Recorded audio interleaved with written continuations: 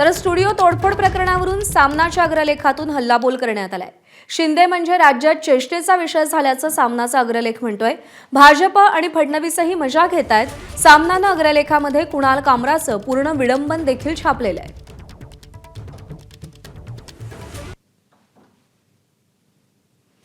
सामनाच्या अग्रलेखातले महत्त्वाचे मुद्दे।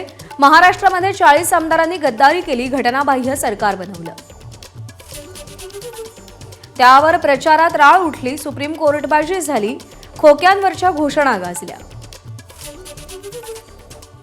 कुणाल कामरानं विडंबन गाण्यामध्ये हेच सांगितलं, त्यात नवं काय, नव्या बाटलीत जुनीच दारू। त्या जुन्या दारूची नशा शिंदेंच्या लोकांना अशी चढली की कामराच्या स्टुडिओवर हल्ला केला।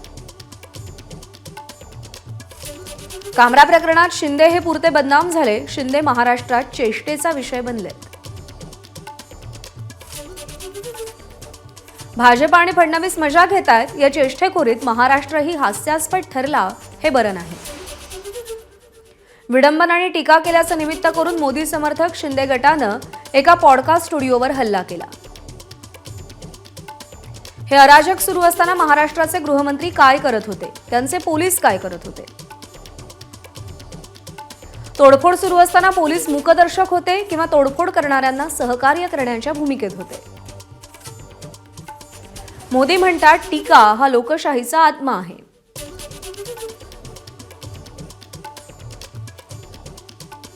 इथे लोकशाही आणि आत्मा दोन्ही पायदळी तुडवून मोदी समर्थकांनीच नंगानाच घातलाय। फडणवीस हे हतबल गृहमंत्री आणि कमजोर मुख्यमंत्री आहेत, हे पुन्हा एकदा सिद्ध झालंय।